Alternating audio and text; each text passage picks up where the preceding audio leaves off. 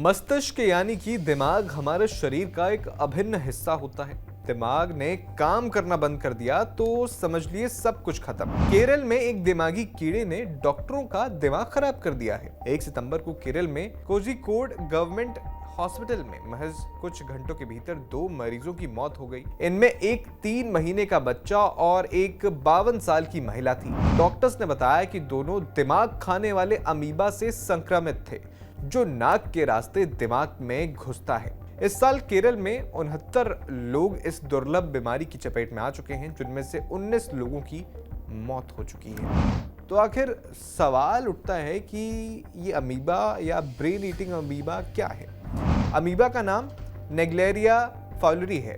ये दिमाग के टिश्यूज को खाकर पूरी तरह नष्ट कर देता है। इस बीमारी को प्राइमरी एमीबिक मेनिंगोएन्सेफलाइटिस यानी पैम कहा जाता है, PAM वाला पैम। इससे संक्रमित व्यक्ति की मौत लगभग तय होती है। ये बीमारी इतनी दुर्लभ है कि 1962 से अब तक दुनिया भर के 39 देशों में इस बीमारी के महज 488 मामले सामने आए हैं। इनकी मृत्यु दर 97% है, यानी कुल 488 मरीजों में से सिर्फ 15 की जान बच पाई, बाकी 473 मरीजों की मौत हो गई। अमेरिका के centre for disease control and prevention यानी CDC के मुताबिक अमेरिका में हर साल करीब 10 लोग इस बीमारी की चपेट में आ जाते हैं और लगभग सभी की मौत हो जाती है। 1962 से 2024 के बीच अमेरिका में पैम के 167 मामले सामने आए। इनमें से केवल 4 मरीज ही बच पाए। केरल में पैम का सबसे पहला मामला 2016 में सामने आया। इसके बाद 2023 तक सिर्फ 8 मामले सामने आए, लेकिन 2024 में केरल में इस बीमारी के 29 मरीज मिले, जिनमें से 5 की मौत हो गई। हालांकि इस बीमारी से रिकवरी के मामले में केरल का रिकॉर्ड बाकी दुनिया से अच्छा है। यहाँ इस बीमारी से पीड़ित मरीजों को करीब 24% की जान बच जाती है।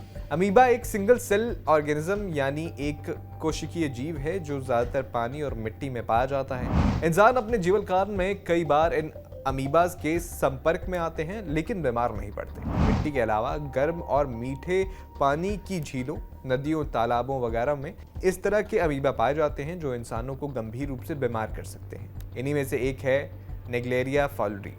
हैरान करने वाली बात यह है कि इससे दूषित पानी को निगलने से भी कोई बीमारी नहीं होती। ये अमीबा तभी बीमार करता है जब इससे दूषित पानी नाक में चला जाए। कई लोगों को नल के पानी से नाक साफ करने के चलते भी ये बीमारी हो गई, लेकिन नल के पानी में नेग्लेरिया फाउलरी अमीबा मौजूद था।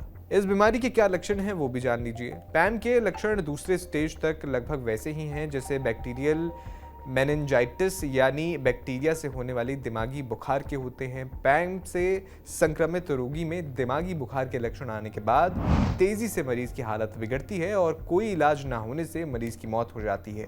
इसे पहचानना इसलिए मुश्किल होता है क्योंकि सिर दर्द, बुखार, उल्टी जैसे लक्षण बैक्टीरियल और वायरल इन्फेक्शन जैसे ही हैं, इसलिए इन्हें अक्सर नजरअंदाज कर दिया जाता है। अमीबा का अब तक कोई वैक्सीन या फिर कोई इलाज नहीं है। हालांकि केरल में इससे संक्रमित लोगों को मिल्टेफोसन नाम की दवाई दी जाती है। ये सूक्ष्म परजीवियों से होने वाले लीशमैनियासिस नाम के आंतों के संक्रमण में दी जाने वाली एक एंटी पैरासाइटिक दवाई है।